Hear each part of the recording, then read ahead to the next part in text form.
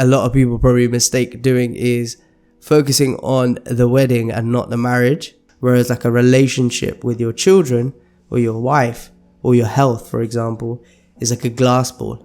If you drop it too much, eventually it's going to crack beyond repair. If you're not purposefully trying to get wealthy, you're going to end up being accidentally broke. Because if it's just as good as before, it's a bit like inflation, like it's devalued. If you want to be treated a certain way, you have to treat them in a certain way.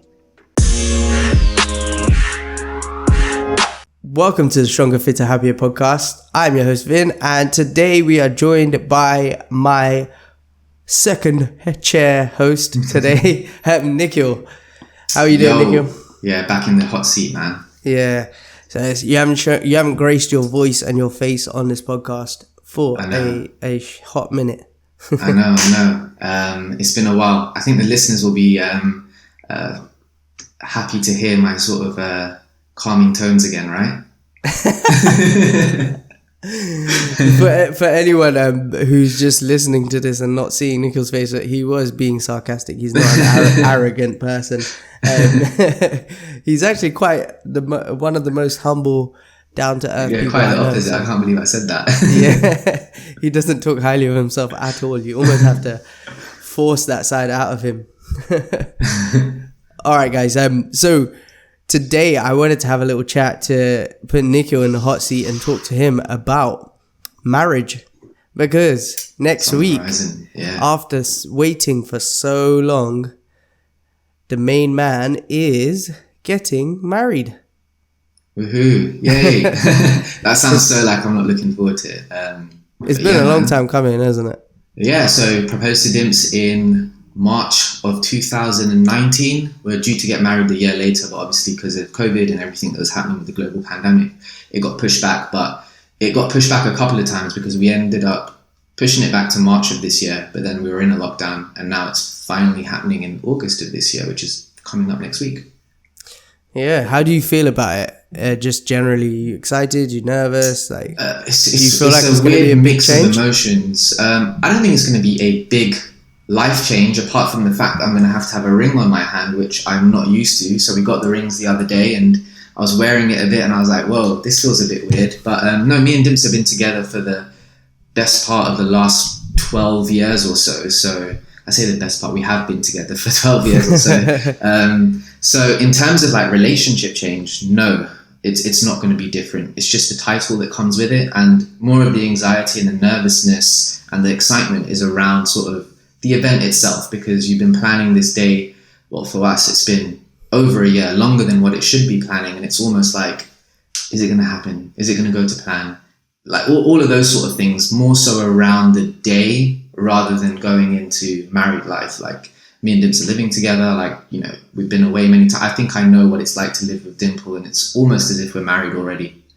Yeah, I guess you've done all that. A lot of people who get married nowadays don't necessarily move into, well, in our culture, in the Asian communities and stuff, a lot of people do not necessarily move in together before they get married, which I think is a big mistake. If I'm honest, I know it goes against culture and that sort of thing, but it might be met with a nasty surprise, man. Your future wife might be hiding some like nasty nighttime farts or something like that might not sit with you. Well, it might be you who might end up with a quick divorce when they realize your poor habits. Yeah.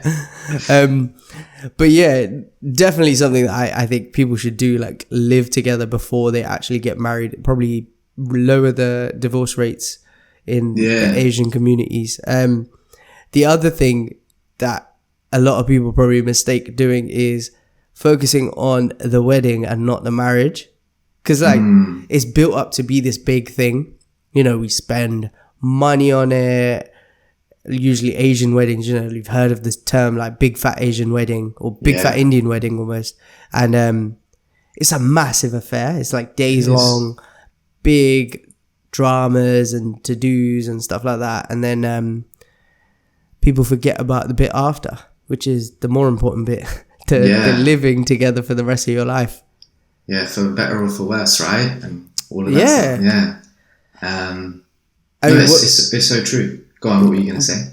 What do you plan, or what have you given that much thought about, like, you know, how life is going to be, like what our sort of like, do you feel like it's going to change? Do you feel like it's going to be the same? Like, are you going to still treat your lovely wife to be the same way you do now that you know she after she is your wife? Well, I still haven't got into the habit of saying she's my fiance. So whenever I introduce her to someone, or whenever we're out, I'm like, oh yeah, this is my girlfriend. So maybe getting my head around saying this is my wife is going to be a little bit different. But I think things will change ever so slightly, in a sense that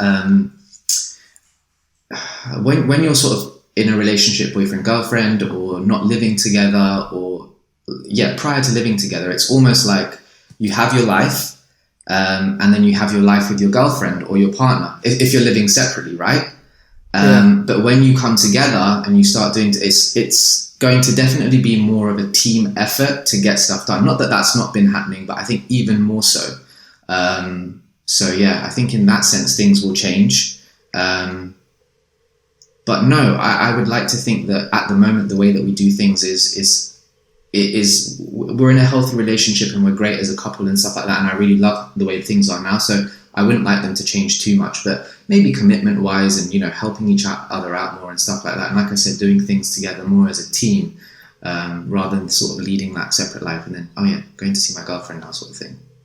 Yeah, definitely. I agree with that. I think what a lot of people forget about people sometimes associate marriage as becoming of one, and I don't think it's a becoming of one, because you're still two separate people, but you can't lead two separate lives. Yeah, you have to almost work on becoming closer to growing together as opposed to growing apart. Yeah, because that's one or the other will happen. You either grow together or you're definitely going to just grow apart. And a lot of people do grow apart in marriages because they're so focused on, I don't know, living separate lives, that they just end up not living lives together. And you don't necessarily have to give up everything that you love doing, but you do have to be considerate that you're no longer a two as a separate entity. You're more, I guess, a family. Yeah. So you're not one, but you're a family, and a family is made up of lots of people, but it's a unit. So together it's one unit, but it's made up of lots of people, which could be the people in your house, you know, your children one day, you two obviously, and so on. That's something actually that I struggled with when me and Dim sort of started like living together and stuff like that, because I'm very much one of these, I would like to sort of class myself as like a little bit of a loner at times. Like I would happily sort of enjoy like you know, I'm happy to just chill by myself sort of thing. So and then having someone else there, and not necessarily having to entertain Dims, but, you know, just be around, being present and stuff like that, and not just, I'm just going to nip up to my room and just watch a movie or whatever by myself sort of thing. You have to sort of consider this other person, right? Yeah. I mean, it doesn't necessarily need to stop. Like, I guess you can still have that side of you where you are doing things alone. I think it's important to do those things alone, but it's definitely, like you said, you have to be a bit more considerate. Yeah. How are you? Are you worried about getting complacent? Like sometimes even in a relationship when you've been in a long-term relationship, because you have been, you may not have experienced this, or you may have overcome this bit already. Whereas a lot of new relationships who go into marriage quite quickly probably haven't encountered it. But you know, where you go through a bit of a rut where you know, when you're dating or you first meet someone, you're almost trying to not please them, but you're trying to keep things interesting, or there's like this excitement about your relationship at the start, and then it not fizzles out, but you almost forget to create it yourself. So you forget to do things like, I don't know, surprise your partner to go on a date. Or even go on dates. You just like kind of just sit at home together all the time and that sort of thing.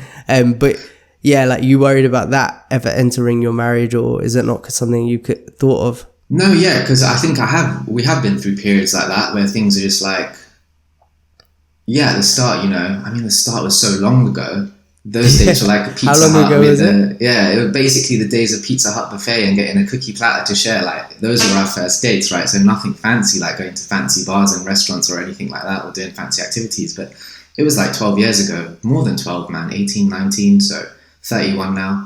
So Hold on. How long have you been? we've been together since year 12, year 13. So what's that? How old would we have been? Well, 17, I've 18? been together since Since 16.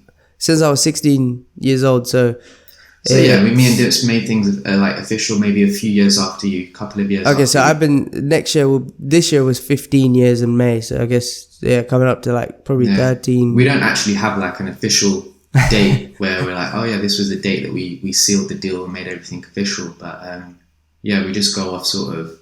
I don't know. It's weird. Well, like old Indian people without a birth certificate. And then like pick a whole month for their birthday. Yeah, when's your birthday? I don't know. All right. Well, but like you said you've been through that. Oh yeah. Overcome that bit. Yeah. So like. Yeah, it's just I've had little comments from Dimple, like and it's like, you don't really do anything like flowers and like she's a sucker for all those little bits, like just the cute little things. Like she just prefers like small bits that just make her super happy, like just buying her flowers one day when she comes home from work. She'll be like, oh my god, that's the best thing in the world, sort of thing. Yeah, like a little surprise. Yeah, exactly. It doesn't have to be like anything major. It could even be just like a little post-it note with written something on it, like I love you, or hope you had a good day, or something like that, or just having something to show you care. Yeah, just having maybe the dinner ready for when she's back from work or something like that. Those little things. So yeah, those I'm not worried that they won't happen, but I am going to make a conscious effort to continue to make sure that they happen. Just because, again, being in a relationship so long, it hasn't like fizzled out or got boring or anything like that. Like it's still like, the first time we were dating and stuff like that. Obviously we've grown and aged and stuff, but I want to keep it like it is now. But I guess this is the part of like a healthy long-term relationship. There's going to be different I guess different things that occur in your life that pull you in different directions, but it's a case of course correcting when you do identify that you've gone off track a little bit and the balance is a little bit off with where you want it to be. So like, sometimes work gets busy and then you pull towards that direction. And then that means that sometimes other areas of your life slip and you have to remember that you need to go back in those directions. I think someone said it to me once, or not to me directly, but I heard it on like a podcast or I can't remember. It's like a business talk or something, where the guy was like, "Oh, in life you're juggling lots of balls. Some of those balls are made up of different materials. So, like, there's materials like, for example, the work ball is made of like a rubber material. So if you drop it, it normally bounces. In terms of like it can drop and stay on the ground and be destroyed, but the ball's not destroyed. You can always pick it back up. It's made of a durable material. Whereas like a relationship with your children or your wife or your health, for example, is like a glass ball. If you drop it too much, eventually it's going to crack beyond repair. And that has always resonated with me to remind me of what's really, really important in life and some things that you can't just drop and expect to come back where you left off. A lot of people make that mistake. As someone else said it to me before I had children, and this was directly said to me about, you can always work on your career later, but you can't work on your relationship with your children later once they've grown up. If you've missed that early stages and you've missed that opportunity to be present in their life, you're never going to get it back. And it always made me feel more comfortable with putting off work goals on hold and looking and being present with my kids and my partner and stuff like that. And then remembering that, when they do go off to school, when they don't want to be around me as much, when they're older and, from 5 years old, like they start to detach a little bit because they're spending more time with other adults. You got more time to work on yourself and do other things, and you're not going to miss out on those opportunities. Maybe you might miss out on certain opportunities, but you will still get a chance to really go ham and hard on all your life goals.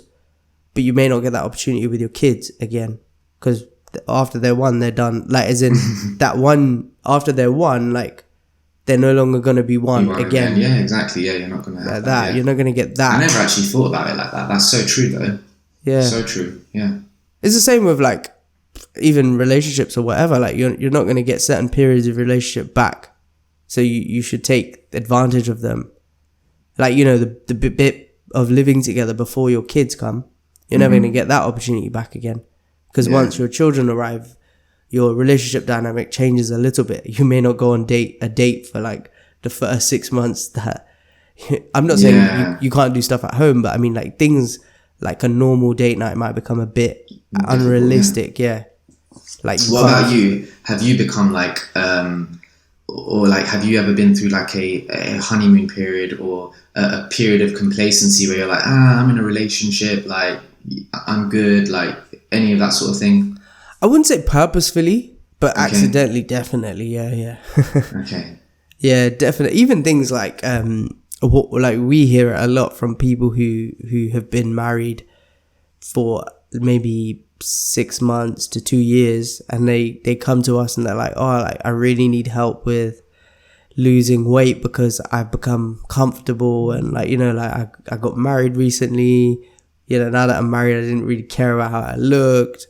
I didn't really make much of an effort in my appearance and my health and my well-being, and we just ate and enjoyed food and whatever, like all those things. I did that, I guess, when I, not purposefully again, but like I remember like getting into a relationship, not that was the cause of my weight gain, but that was a point where I did gain a lot of weight and stuff, and it was probably potentially to do with just eating, not really caring about how I looked, not really worried about how I looked, because I had like a partner who liked me and for who I was as opposed to what I looked like and that sort of thing.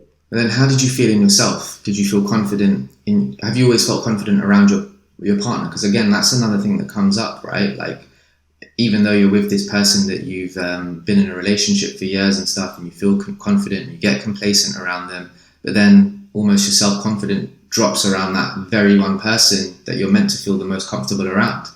I think I was at the start. You know, when you first start gaining weight and things, like you probably don't notice it as much. But as I started to become more aware of it, and it started to become in my conscious mind of like, you know, being self-conscious about it, it definitely translated into my, I guess, how I carried myself as well, in terms of like insecurities, like the way I dressed potentially, how I acted, all of those things. I guess it just knocks your confidence, doesn't it? And it's about regaining it eventually again and building it back up.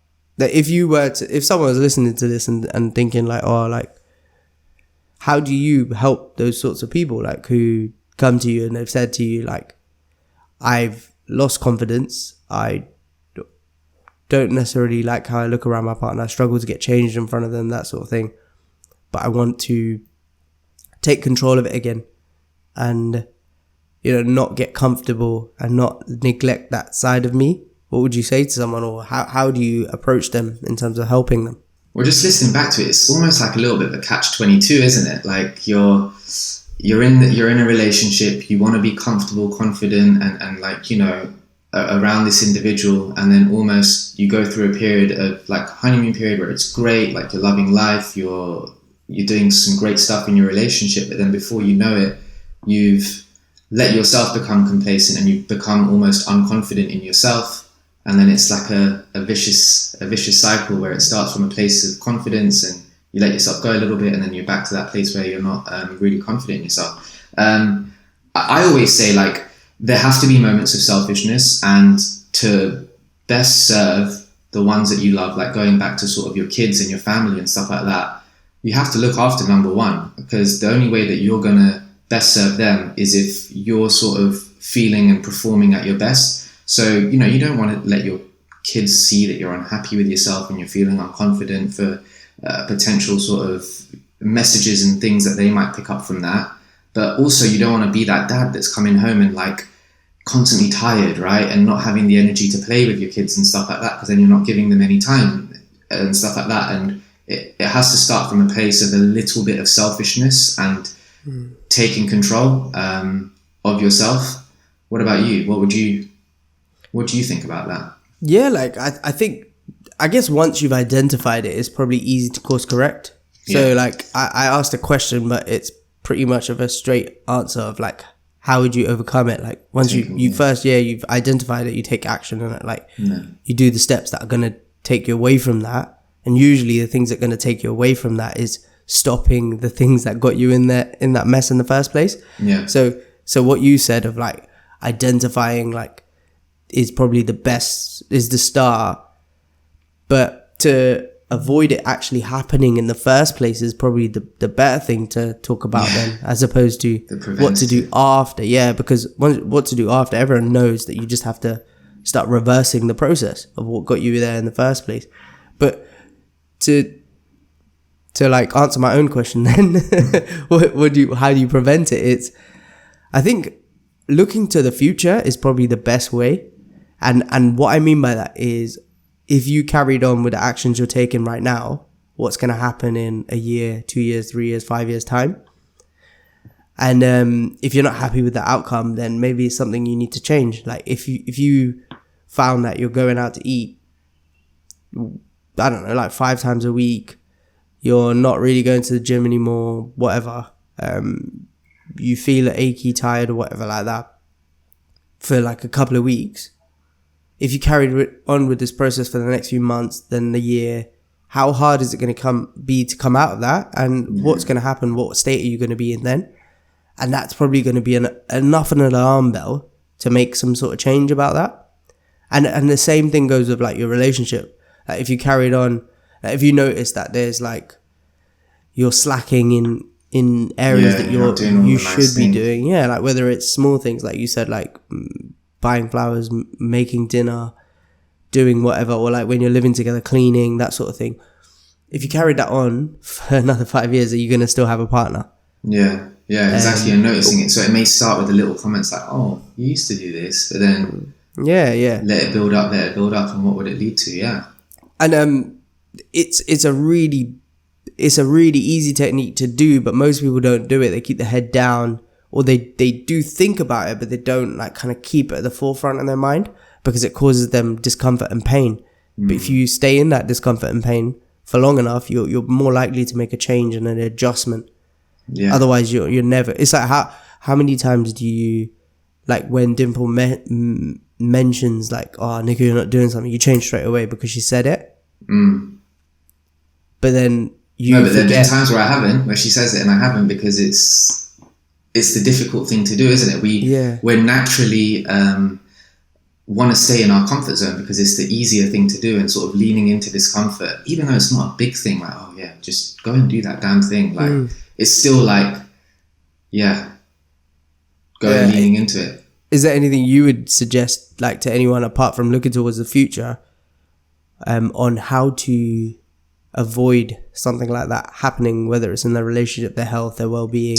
So I don't know what I was listening to or where I heard it. It might have even been on TV, like just a random show, but it was this guy and he was talking about sort of how to dictate whether you've had a successful week. And most people would think, oh yeah, that was a great week. It was a nice, easy week, smooth sailing and things like that. And the way that he actually sort of dictates how successful a week is if he's got over some really, really big hurdles and he sits back on the Friday and thinks, wow, yeah, okay, I completed all of these things. Now that was a great week because he leaned into all of these bits of discomfort that put him out of his comfort zone, but he got over them, rather than thinking, all right, okay, got a smooth sailing week, like hardly anything going on, like tick, tick, tick, easy, easy, easy. So the first place would be that just understand that, yes, you're going to probably have to come out of your comfort zone to do certain things, but overcoming them comes with a lot of sort of gratification, and it's going to reward you much more, like tenfold, than sort of just sitting back and being in that comfort zone. Although that comfort zone is nice and sitting back with your feet up is cool, but I think you get paid back more by doing all of those nice things. So do you mean like more focusing on impactful tasks as opposed to like things that are just generally like, well, no, the mundane works as well. So ticking off the mundane works as well. But yeah, focusing on impactful tasks as well it come with a sense of reward and a sense of achievement as well. So, like at the start, getting up and cooking your own meal, which you haven't done in ages because you rely on X, Y, and Z to do it, is an ask, right? Like, you're just used to sitting there and then just having the dinner put in front of you, but getting up and doing it is hard. It's an impactful task because, you know, you're doing something for yourself, you're understanding, you're learning how to cook or whatever it may be. But once you do it a few times, it does become sort of, you know, almost habit, or you know how to do it and you go on with it. So it's the initial impactful task, but then after a while it becomes the mundane. Yeah, it's one of those things that I guess a lot of married couples who are still living with like in-laws and things like that probably experience as well, where you get into a habit and rut of like having someone cook for you, or like your mother-in-law, your father-in-law preparing meals, and you're just eating them out of either respect or laziness of making your own stuff. And then that can lead to you, because you're not taking control of your own nutrition, someone else is. And you're leaving things to fate, or you're leaving things to someone else as opposed to fate, sorry. You're leaving things to someone else, so someone else is taking control of how you look, how you feel.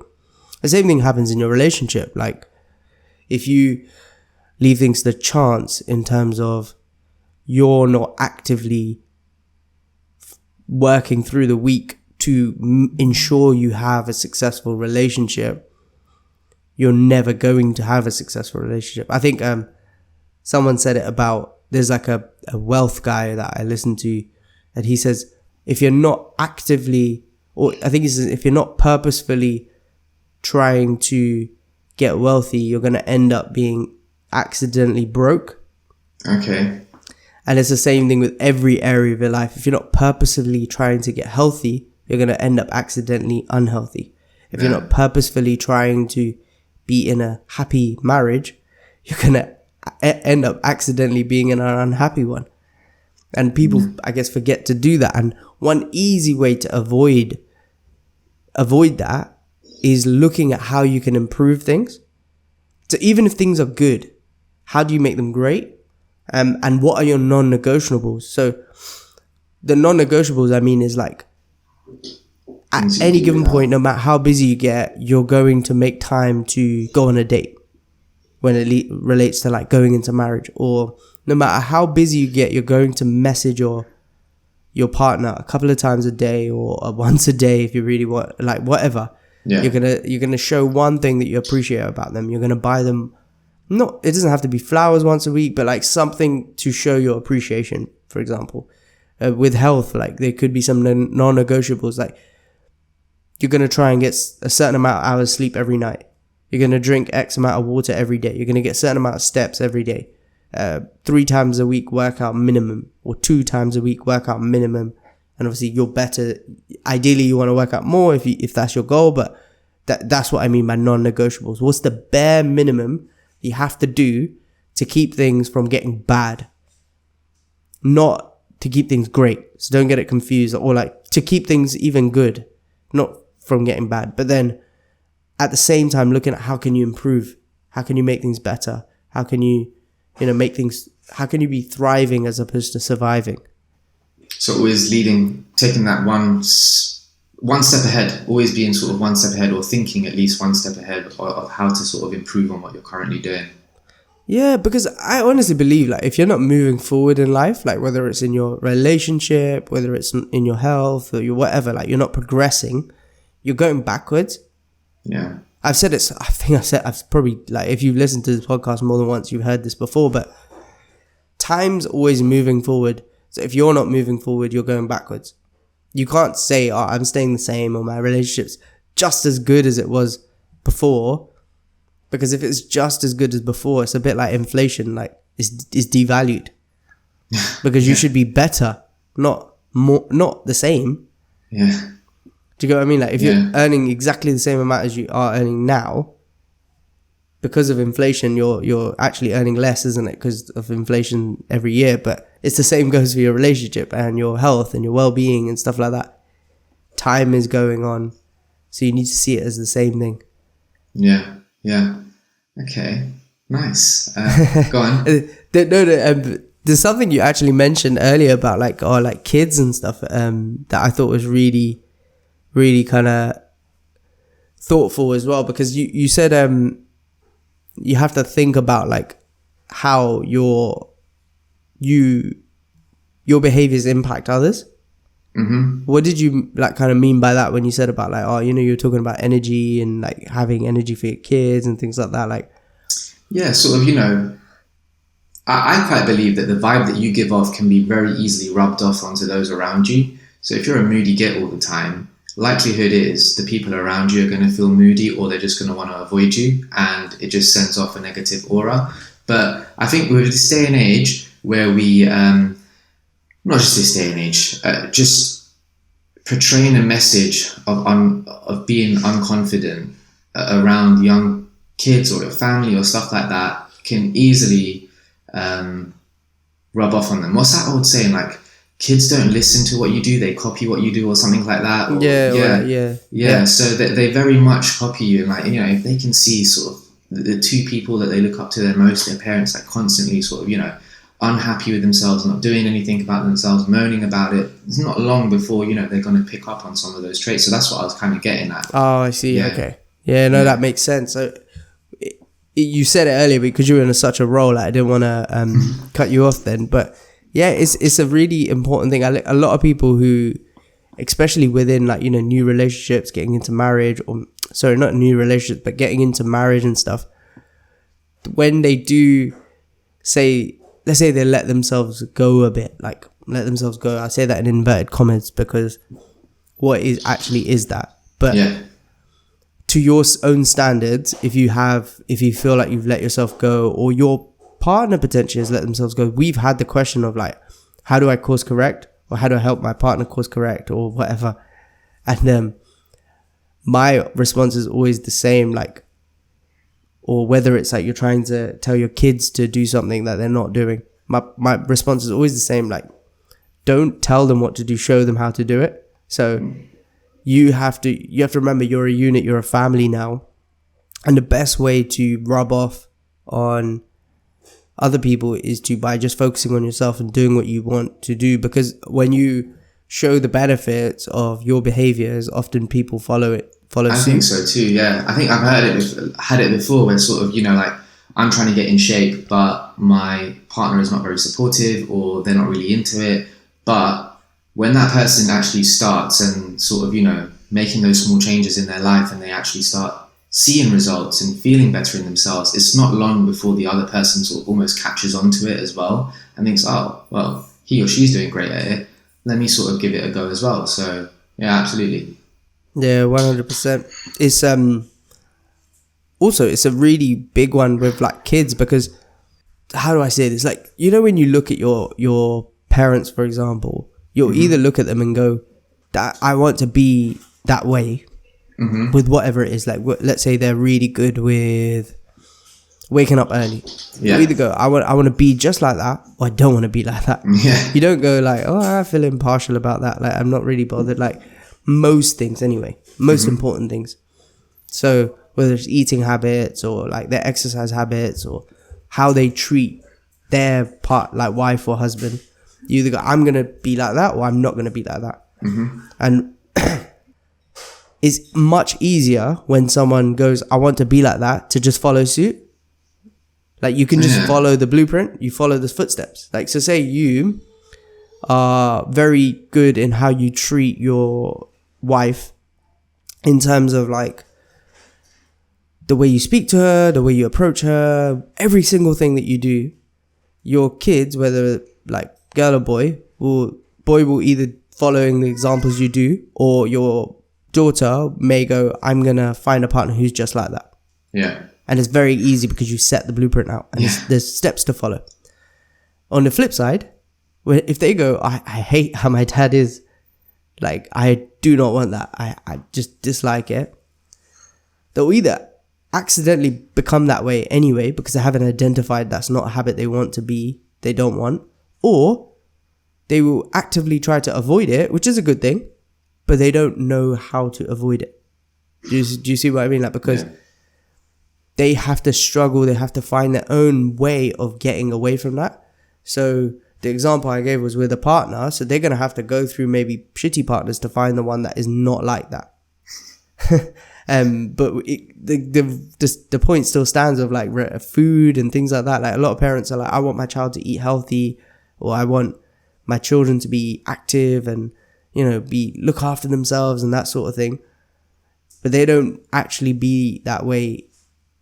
And then their children then have to try and be a certain way that is not like their parent, but learn through trial and error, through difficulty, through struggle, through finding habits and stuff like that. Whereas if they were just able to follow your ones, it's so much easier for them to just be that way. Yeah, so true. That's so true.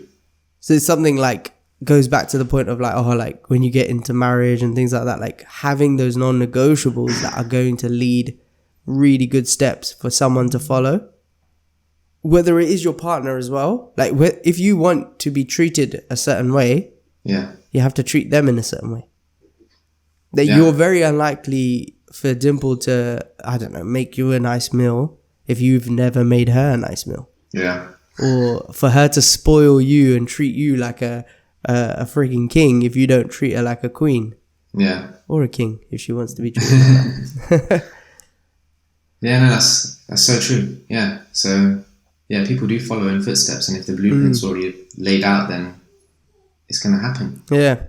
I mean, I don't really know what much I want to say now. Is there anything you would like to kind of add to where we just left off, or? No, man. Like I said, today was an impromptu episode. It was just about us two just discussing things that came up, and just talking about Mr. Nikhil's wedding and very successful marriage to come. So thank you. All I will end on is wishing you all the best. I will be a big part of it. Flower girl or flower boy. I'm winding you up, but I will see you. I'll see you a lot before the wedding. I know it's next week, but on behalf of everyone listening, we hope you a very happy wedding day and a very happy marriage, mate. Thank you. All right. Anyway, all goodness over. Let's wrap this episode up. If you enjoyed this conversation, please do share it with someone.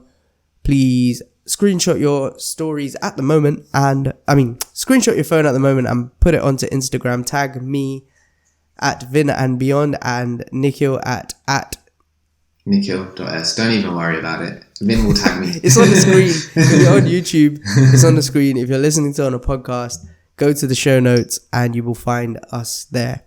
Just click the link and you'll be able to get us. But yeah, we will catch you on the next episode. Over and out. Bye-bye.